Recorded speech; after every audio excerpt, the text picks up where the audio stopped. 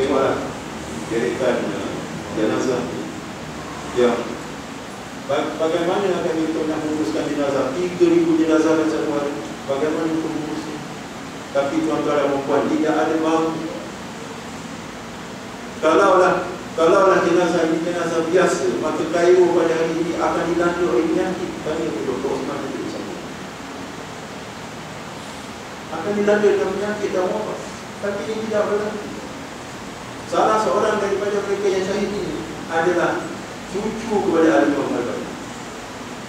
Dan jenazahnya dibawa dikebumikan di sebelah kubur Al-Banna tuan-tuan dan puan. Saya tidak mereka cerita. Mereka ternampak sebab sana jenazah kuburnya bukan macam kubur kita, dia terdedah. Bila dikorek kubur tu kita mungkin akan nampak jenazah di sebelah. Al-Imam Al-Banna syahid tahun 1949, jenazahnya masih baru dan bau di sana. Allah nak tunjuk, ini bukan cerita yang direkod, ini adalah cerita jenazah Al-Imam Al-Banna 1949 masih baru dan betul. Jadi saya nak anak pun, seorang bayi yang baru lahir juga menjadi mangsa yang pembunuhan di Medan Rabiah. Jadi tuan-tuan dan puan, masa pun sudah agak panjang saya berbicara. Saya nak tutup dengan kisah seorang raja sebagai perbandingan. Dia tengok gambar sniper yang berada di atas punggung dan mereka menjadikan tempat-tempat ini untuk menembak rakyat Mesir yang sedang mengikut seperti menembak Rusia. Dan sasarannya adalah kepala. Dan mereka menggunakan senjata berkuasa tinggi apabila peluru menembusi kepada otak yang akan tercampak keluar. Jadi kita dah tengok itu adalah sepihak otak daripada helmet musikan. Jadi saya nak tutup dengan kisah Datuk kepada King Abdullah. Raja Abdullah telah mengisytiharkan dia akan sokong Fatah Al-Sisi.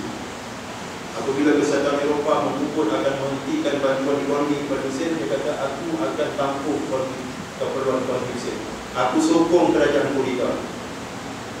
Tapi kita nak cakap banyak pun tak boleh. Nanti kan jemaah kita terbatas. Kota diturunkan.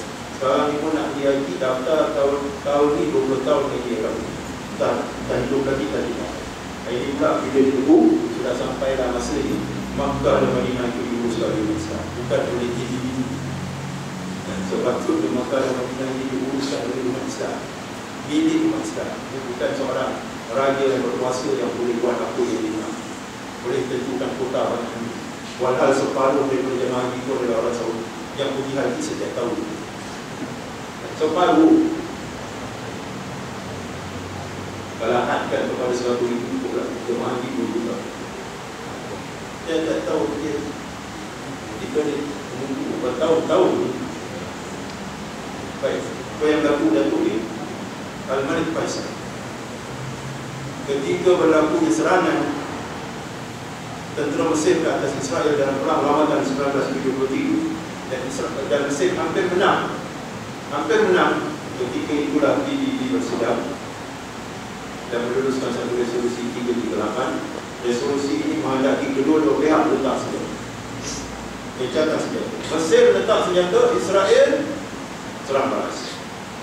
Ketetapan PBB Majlis Keselamatan 338 dicabuli oleh Israel dengan menyerang balas tentera Mesir yang sudah meletakkan senjata. Sekarang ini tentera Mesir pula berada dalam keadaan besar, bertempur dan hampir dimusnahkan.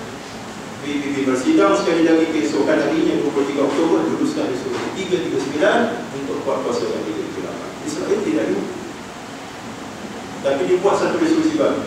Sepatutnya Israel dihukum. Bukan saja tidak dihukum, di reward ataupun diberikan ribuan. Presiden Vincent luluskan bantuan ekonomi sebanyak 21 bilion kepada Israel. Apa yang berlaku?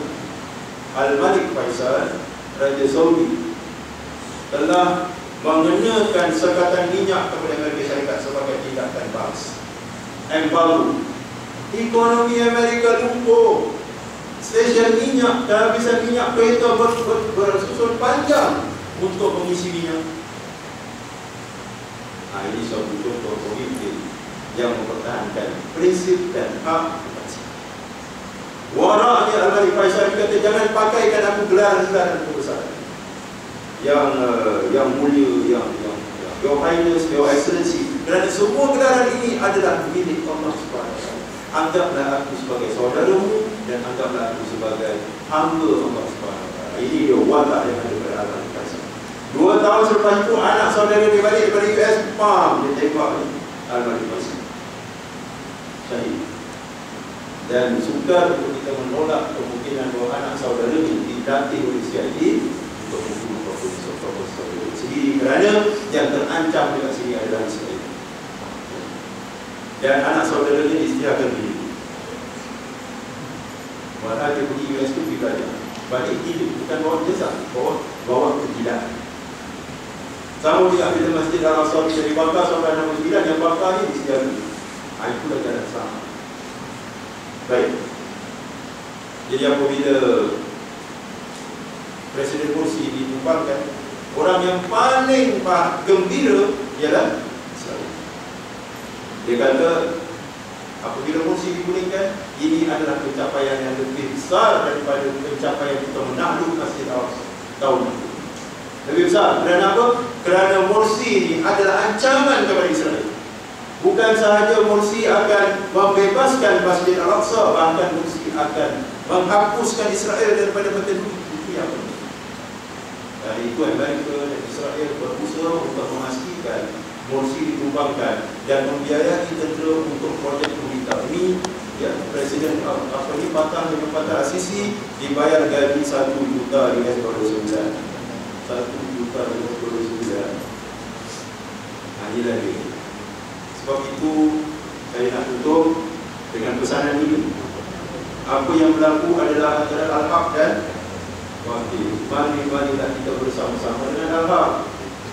Jangan kita ragu-ragu, jangan kita keliru. Yang mana aku nak? Bukan ni. Jangan keliru. Perkara sudah jelas. Fatabayyanu rusydu minal ghayy. Sudah jelas kebenaran daripada kepalsuan. Tentu yang sikap bersama-sama dengan Al-Haq. Bela Al-Haq ini, intan surga yang suruh wa yusabbis aqdamakum. Tolonglah agama Allah, Allah akan tolong kamu dan akan tetapkan pendirian kamu di atas muka. Jadi saya telah menyampaikan isu besar ini secara sepintas dan membentangkan intipatinya. Mudah-mudahan kita jelas persoalan ini. Kalau ada persoalan-persoalan lain, saya ada handphone, saya ada email, boleh hubungi ataupun dengan sahabat-sahabat kita dekat sini supaya jelas duduk perkara. Dan saya akan beralih pada ceramah yang berikutnya. Saya akan kupas isu Syria. Jadi kalau saya bisa berminat, boleh menghubungi. InsyaAllah. Billahi taufiq wa hidayah. Wassalamualaikum warahmatullahi wabarakatuh.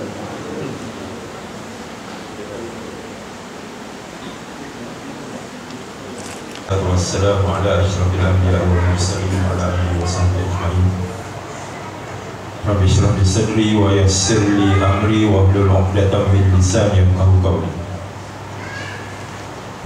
Yang dikasihi yang berusaha Ustaz dan Azizan,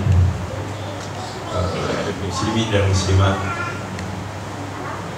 Assalamualaikum warahmatullahi wabarakatuh. Qala Allah Ta'ala fil Qur'anil Karim, a'udzu billahi minasyaitonir rajim. Bismillahirrahmanirrahim. Alif Lam Mim. Dzalikal kitabu la raiba fihi hudal lil muttaqin.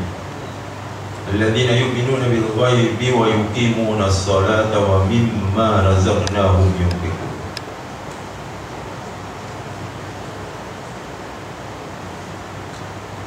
Saya mulakan kuliah ini dengan membaca 3 ayat pertama daripada surah Al-Baqarah, surah yang kedua daripada Quran, di mana Allah Subhanahu Wa Taala menegaskan Quran ini tidak ada keraguan padanya, dan diturunkan sebagai petunjuk bagi orang-orang yang bertakwa. Dan Allah Ta'ala jelaskan siapa dia orang yang bertakwa. Beberapa ciri orang yang bertakwa ini dijelaskan di dalam ayat yang ketiga. Alladzina yu'minuna bil ghaib, yaitu mereka yang beriman kepada perkara yang gaib. Mereka yang mendirikan salat, alladzina yu'minuna bil ghaib wa yuqimuna salat, mereka yang mengerjakan salat, dan mereka yang menginfakkan hartanya, mengeluarkan hartanya apa yang Allah Ta'ala rezekikan kepada mereka.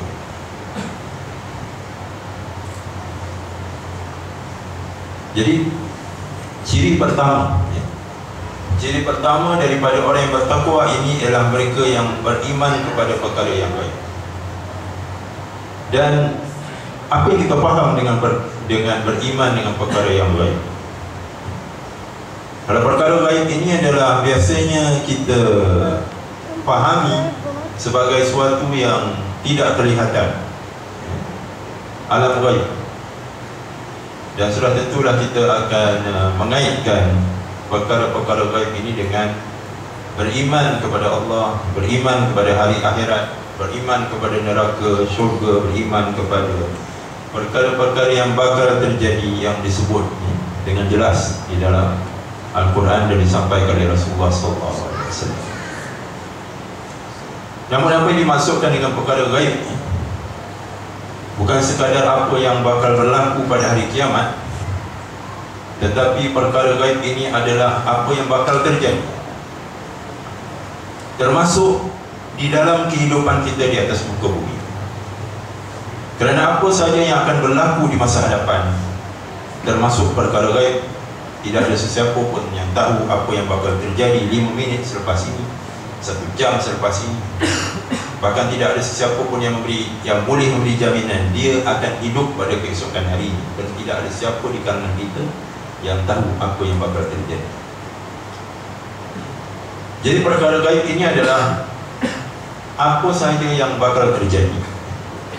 Kita katakan sebagai the future, masa hadapan, termasuk perkara gaib. Jadi apa kaitannya apabila Allah Ta'ala mengatakan ini adalah Alkitab, tidak ada keraguan padanya, menjadi petunjuk bagi orang yang bertakwa? Ciri yang pertama, mereka yang beriman kepada al-ghaib, perkara yang gaib. Nah, apabila Al-Ustaz Fathiyahkan mengulas di dalam bukunya Maza ya'ni intima' lil Islam, apa maknanya saya bersama-sama dengan Islam. Dan kita ini sebagai Muslim bukan saja dituntut untuk menjadi Muslim, tetapi untuk bersama-sama dengan Islam, bersama-sama dengan perjuangan. Setelah Al-Ustaz Fatih akan menerangkan tentang ciri-ciri orang yang bersama dengan Islam ini, mestilah dia Muslim dari sudut akidahnya, Muslim dari sudut ibadahnya, Muslim dari sudut akhlaknya, Muslim dari sudut kekeluargaannya, Muslim daripada sudut cara hidupnya, Muslim dari sudut pemerintahannya, dan seterusnya. Bahagian yang kedua, Al-Ustaz Fatih akan menerangkan ciri orang yang bersama dengan Islam ini adalah mereka yakin dengan masa depan Islam dan bersama-sama merangka masa depan Islam dan menjadi sebahagian daripada masa depan Islam.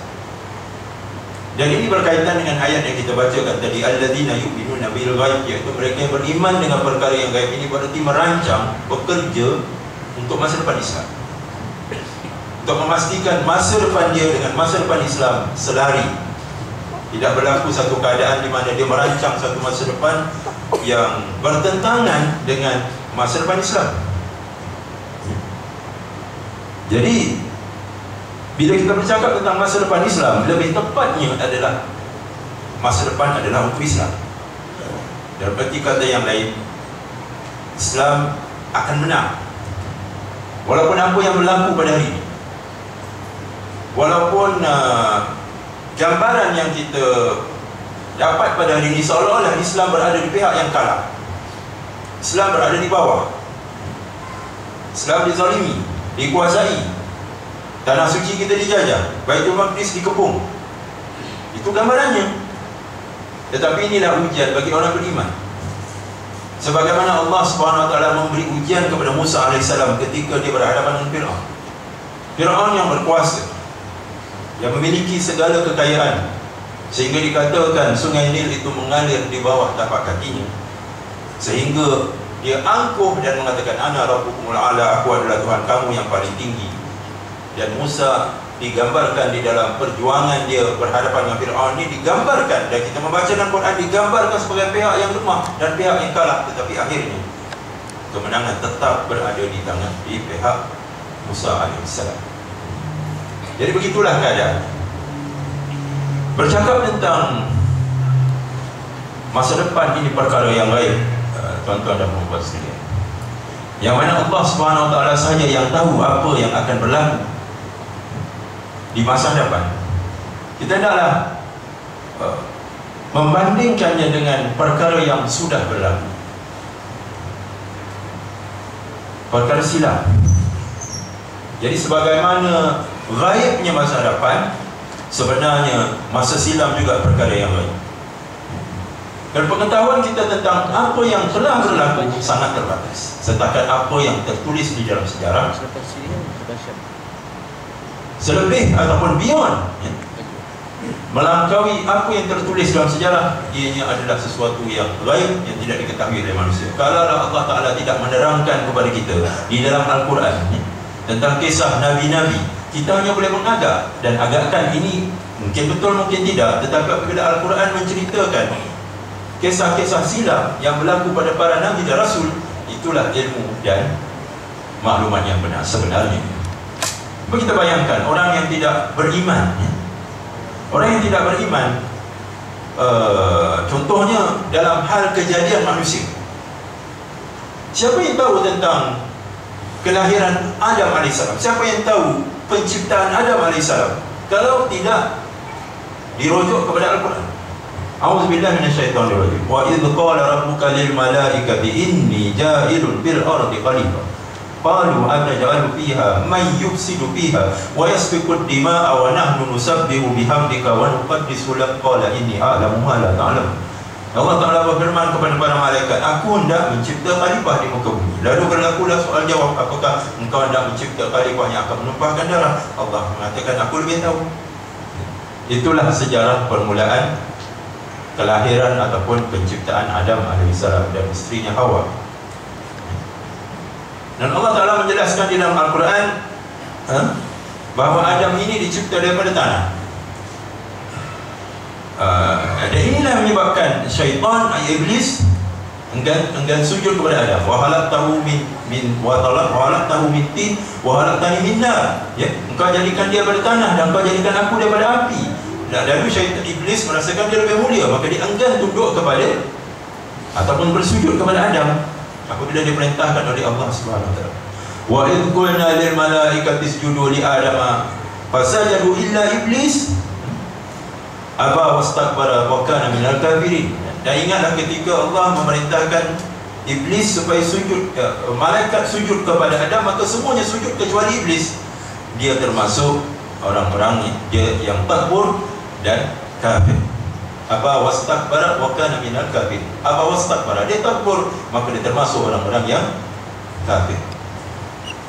Jadi di kisah penciptaan Adam yang Allah Ta'ala dedahkan dalam Quran, kalau peristiwa ini tidak didedahkan oleh Allah SWT, maka kita tidak akan mengetahui tentang sejarah permulaan insan.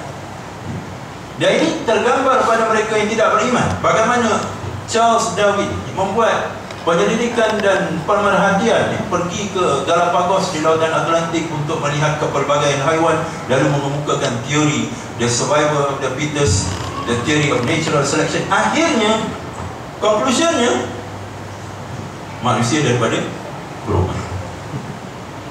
Inilah kesan yang besar dan perbezaan yang sangat besar antara mereka yang beriman dengan perkara yang gaib dengan mereka yang tidak beriman dengan perkara yang gaib, sebagaimana yang Allah Ta'ala reveal ataupun dedahkan di dalam Al-Quran. Jadi sebagaimana Allah mengetahui dengan tepat apa yang berlaku pada masa silam, Allah Ta'ala juga tahu apa yang bakal terjadi pada masa hadapan. Ini jelas. Jadi kita memahami Alladzina yu'minuna bil ghaib ini dalam perspektifnya yang luas, bukan sekadar beriman kepada hari akhirat, apa yang berlaku pada hari kiamat dan sebagainya, tetapi kita mesti juga beriman kepada apa yang bakal terjadi di dunia ini pada masa hari. Begitu kita memahamkan alladzina yu'minuna bil ghaib. Saya kena letakkan ini sebagai asas ataupun titik tolak kepada perbahasan kita pada malam ini. Kerana apa yang berlaku di dunia Islam pada hari ini seringkali menimbulkan persoalan. Apakah kita bakal menang? Bagaimana kita nak menghadapi musuh kita yang berlipat kali ganda lebih kuat daripada kita? Bagaimana kita nak berhadapan dengan Israel yang merupakan pasukan militeri yang dianggarkan sebagai yang keempat terkuat di dunia, bahkan bukan yang keempat, sebenarnya paling kuat kerana mendapat sokongan langsung daripada Amerika Syarikat. Bagaimana kita nak berhadapan dengan Israel? Bagaimana Hamas nak berhadapan dengan Israel sedangkan senjata yang mereka ada hanyalah roket-roket yang mereka fabricate, yang setiap kali dilancarkan tidak pernah tepat mengenai sasaran, tak pernah tepat. Jadi kalau fikir secara logik, sudah tentu kita akan merasakan tak mungkin, mustahil, tak logik kita boleh menang menghadapi musuh yang jauh lebih kuat, jauh lebih lengkap dan mendapat sokongan kuasa besar dunia, iaitu Amerika Syarikat.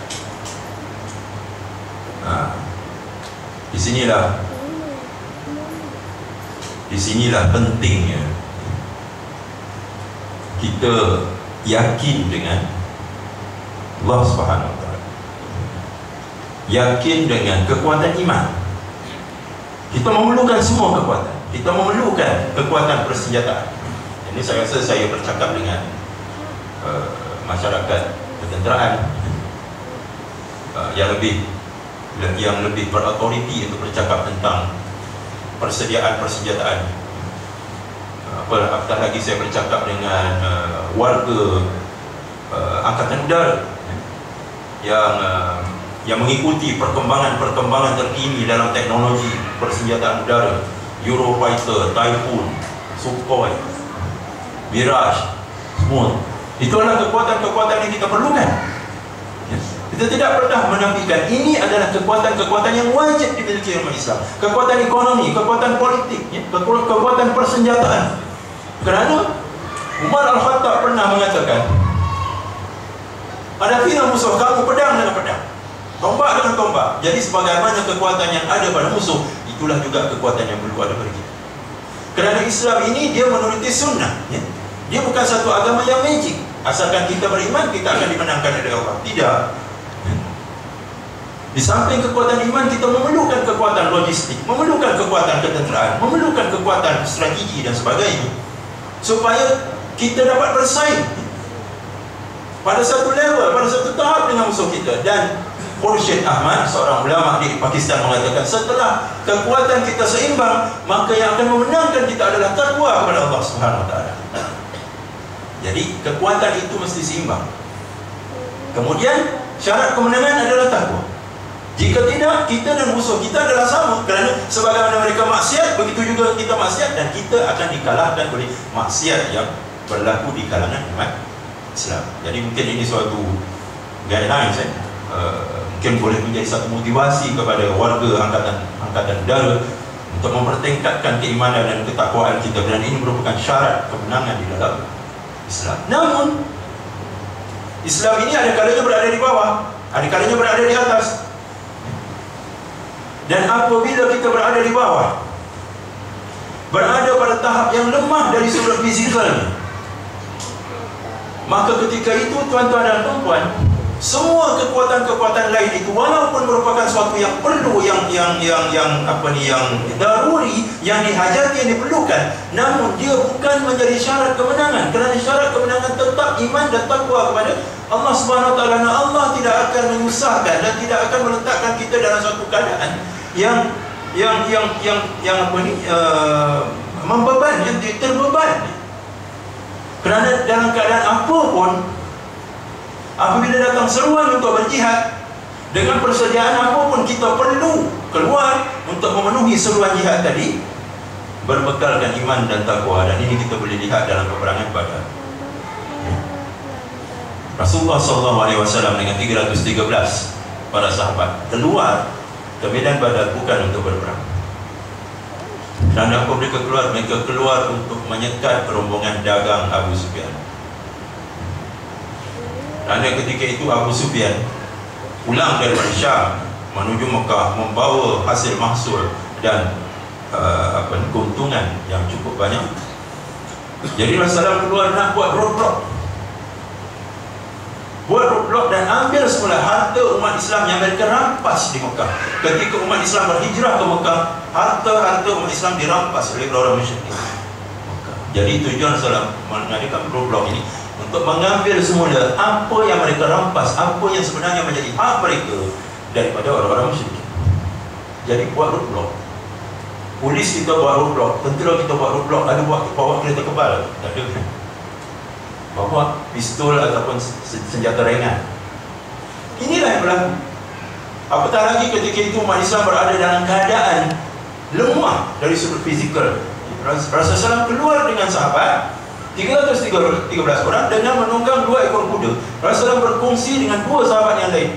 Tiga sahabat, 2 orang, dan Rasulullah berkongsi seekor kuda dan seekor kuda perang yang lain, dan tidak sampai 70 ekor unta. Dan mereka keluar dengan hanya pedang yang tersisip, tidak ada perisai, tidak ada baju besi dan sebagainya, tidak ada topi besi. Tapi Allah Ta'ala mentakdirkan 313 orang yang beriman ini tidak bertembung dengan rombongan dagang Abu Sufyan. Berita sudah sampai ke Mekah, lalu Mekah mempersiapkan bala tentera yang lengkap bersenjata, 1000 orang keluar menuju Badar. Jadi Rasulullah berdepan dengan pasukan tentera armed to the teeth, dengan topi besinya, dengan pakaian besinya, dengan perisainya, dengan senjata segala macam. Keadaan menjadi begitu genting. Kekuatan tak seimbang. Keluar dengan persenjataan apa adanya, nak berdepan dengan pasukan tentera yang lengkap bersenjata. Lalu Rasulullah bertanya kepada bersyura, bertanya kepada pandangan sahabat, sehinggalah dia mendapat satu jawapan yang pasti dan memuaskan daripada Muhajirin dan juga daripada Ansar, bahawa kami tidak akan berkata kepada kamu sebagaimana Bani Israel berkata kepada Musa AS, pergilah kamu berperang dengan Tuhan kamu, adapun kami akan tetap tinggal di sini menanti. Tapi kami akan mengatakan, hai Rasulullah, keluarlah bersama Allah dan kami akan bersama-sama dengan anda untuk menghadapi musuh-musuh kita. Dan sebelum berlaku peperangan, Rasulullah mengangkat tangan sehingga dikatakan nampak ketiak baginda, sehingga serbannya jatuh kerana terlalu tinggi mendongak ke langit. Ya Allah, sekiranya kumpulan yang kecil pada hari ini tewas, maka tidak akan ada lagi orang yang akan menyembah kamu di muka bumi. Ini bukan ugutan. Rasulullah tidak ugut Allah SWT. Rasulullah tak menunjukkan betapa kritikal dan krusialnya situasi itu. Kerana 313 kumpulan yang kecil ini musnah pada hari ini, siapakah lagi yang akan membawa panji-panji dakwah dan panji-panji Islam? Itu mesej yang kami sampaikan. Lalu berlakulah pertempuran dan kita semua sedia maklum apa yang berlaku. Kemenangan yang jelas di pihak Islam. Dan tuan-tuan dan puan-puan, kita menyaksikan sejarah berulang. Kita menyaksikan sejarah berulang. Bagaimana Gaza dikepung, sudah masuk tahun yang ke-7, dikenakan kepungan, dikenakan sekatan ekonomi, bahkan keadaan menjadi semakin runcing apabila Presiden Mursi digulingkan. Sempadan Rafah kembali ditutup, kawasan penampan sejauh 5 km diwujudkan di Rafah, terowong-terowong bekalan makanan semuanya diletupkan. Dan Mesir sekarang ini sedang membuat persediaan untuk menyerang Gaza bersama-sama dengan Israel, kerana kononnya Hamas lah yang bertanggungjawab ke atas kekacauan yang berlaku di Sinai. Ini semua fitnah yang mereka reka-reka untuk untuk menghapuskan ancaman kepada Israel, iaitu Hamas. Kita baru mendapat berita daripada rakan-rakan di sana, sejumlah senjata telah diseruduk masuk ke Gaza dan dapat disekat, dapat dikesan dan dapat disekat oleh pihak berkuasa Palestin di Gaza untuk pimpinan Hamas. Sudah tentu senjata-senjata ini akan diedarkan kepada kumpulan-kumpulan pemberontak untuk menjatuhkan pula Presiden Ismail Haniyeh, Perdana Menteri Ismail Haniyeh, sebagaimana mereka menjatuhkan Presiden Morsi di Mesir. Inilah perancangan-perancangan jahat yang sedang dibangunkan oleh musuh-musuh Islam. Tapi bayangkan tuan-tuan, sebagaimana Rasulullah SAW dan umat Islam diboikot dan dikepung di Syihib Abi Talib selama 3 tahun. Orang-orang Quraisy sudah hilang kunci. Bagaimana untuk deal with Rasulullah SAW? Sudah hampir 8 tahun, 7 tahun mereka menghadapi Rasulullah SAW, tidak juga berhenti dengan misi dakwah dia. Semakin ramai orang-orang Mekah yang masuk Islam, Rasulullah kekuatan semakin menyerlah. Jadi senjata yang terakhir adalah senjata boikot. Orang-orang Quraisy telah membuat suatu ketetapan, semua Bani Hashim, keluarga Bani Hashim, sama ada Muslim atau tidak, mereka akan dipencilkan, mereka akan diboikot. Lalu Rasulullah SAW dan para sahabat umat Islam dan Bani Hashim, sama ada Muslim ataupun tidak, mereka meminggir di satu tempat pada Masjid Abi Talib selama 3 tahun. Dan keadaan menjadi semakin runcing. Masuk tahun kedua, masuk tahun yang ketiga, sehingga mereka terdengar tangisan anak-anak kecil di waktu malam yang menangis, menahan kepedihan, rasa pedih akibat kelaparan. Lalu orang-orang Quraisy mula bercakap sesama mereka, sanggupkah kita membiarkan saudara-saudara kita kelaparan sedangkan kita kekenyangan? Yang mereka boikot, yang mereka pinggirkan, yang mereka pulaukan ini bukan siapa-siapa, tetapi kerabat mereka juga, keluarga besar mereka juga. Ini hati kecil mereka, nurani mereka, damai mereka berkata-kata, sanggupkah kita membiarkan mereka bertelanjang sedangkan kita berpakaian? Jadi ada di kalangan pemuda-pemuda Quraisy, yang termasuk anak saudara Siti Khadijah yang kafir, telah mengunggah barang-barang keperluan dan makanan di belakang unta dan kemudian ditempuk punggung unta baru supaya unta ini berlari terus ke Syihib Abi Talib dan supaya makanan, dengan harapan makanan ini sampai. Tapi apa yang berlaku, dia seringkali dipintas oleh petrol Quraisy. 2010 600 orang aktivis berada di atas kapal Mavi Marmara. 200 lebih daripadanya adalah orang-orang Eropah, dan ada seorang yang berbangsa Yahudi. Bersama-sama dengan umat Islam daripada seluruh dunia, 12 orang daripada Malaysia, termasuk mantan pengurus Yayasan Syarif dan juga ahli lembaga pemegang amanahnya, Ustaz Hasanuddin Yunus dan juga Dr. Ayal Selamat Ali. Kami hantar mereka, tuan-tuan dan puan-puan, dengan tiket sehari. Dan apabila kami bertanya kepada mereka, patutkah kita membeli tiket return, masing-masing hanya menjamkan diri. Tiket Dr. Selamat Ali hendak menaiki kapal Mavi Marmara, setelah menunggu beberapa lama, beliau menelpon saya. Saya juga merupakan salah seorang daripada ahli lembaga pemegang amanah Syarif yang sekarang ini memegang jawatan mengurusinya. Dr. Selamat Aliman menelpon saya dan membacakan nombor PIN kad ATM-nya dan juga Mi Bank PIN. Membacakan kepada saya. Dia nak pastikan saya dengar dan saya catat. Kemudian dia menghantar satu email yang panjang berisi wasiat untuk menguruskan harta dia menjaga keluarga dia sekiranya berlaku sesuatu kepada dia. Kemudian di akhir email tersebut dia mengatakan, semoga kita bertemu di tempat yang lebih baik selepas ini. Ini adalah wasiat untuk bertemu dengan kematian. Dan memang pun kapal ini diserang, dan kita tahu 9 orang syahid.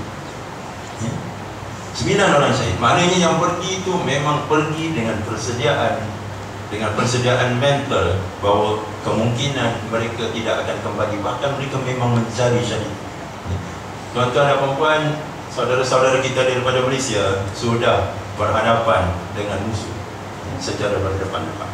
Kita bukan lagi berkempen dalam bentuk ceramah, tapi kita sudah berada di medan dan berdepan dengan pihak musuh dan terkena beberapa das tembak. Itu yang tahap perjuangan kita sudah sampai ke tahap. Alhamdulillah. Tapi nak bagi tahunya, sebagaimana unta yang disediakan oleh orang-orang Quraisy yang kafir ini, yang terdorong untuk menyampaikan bekalan makanan, begitu jugalah orang-orang yang tidak beragama Islam bersama dengan umat Islam berada di atas kapal Mabi Marmara, cuba menerobos kepungan di Gaza. Dan sebagaimana unta tadi dipintas, begitu juga kapal Mabi Marmara dipintas dan diserang. Apabila serangan-serangan yang berlaku ini di Mekah ketika itu, orang-orang Quraisy sudah terpecah dua. Yang satu nak meneruskan boikot, yang satu lagi hendak menghentikan. Ini adalah satu tindakan tidak berperi kemanusiaan. Kita mesti hentikan perbuatan yang zalim ini. Dan terbentuklah satu gerakan, satu kebangkitan di kalangan orang-orang Quraisy. Abu Lahab ketika itu, Abu Lahab dan Abu Jahal ketika itu tidak dapat berkata apa-apa sebab sudah bangkit satu gerakan untuk menghentikan boikot. Mereka pergi beramai-ramai ke Kaabah untuk menguyak deklarasi boikot. Tapi apa yang berlaku? Surat itu sudah dimakan oleh anak-anak yang kecuali pada perkataan Allah. Maka boikot pun berakhir. Dan apabila kapal Mabi Marmara dipintas, seluruh dunia bangkit. Beberapa negara memutuskan hubungan diplomasi diplomatik dengan Israel. Bahkan Ireland Utara menutup pelabuhannya daripada kapal-kapal Israel. Negara-negara Amerika Selatan paling lantang menutup kedutaan Israel dan mengusir dutaan keluar. Tuan-tuan dan puan-puan, apabila kita melihat apa yang berlaku pada hari ini, seolah-olah kita menyingkap lembaran-lembaran sirah. Bacalah perkembangan pada hari ini dengan semangat apa yang berlaku di dalam sirah Rasulullah SAW. Rupa-rupanya sirah itu adalah petunjuk. Dia bukan sekadar cerita. Al-Quran itu adalah petunjuk. Hudan wa bayyinatin minal huda wal furqan. Dia adalah petunjuk, keterangan bagi setiap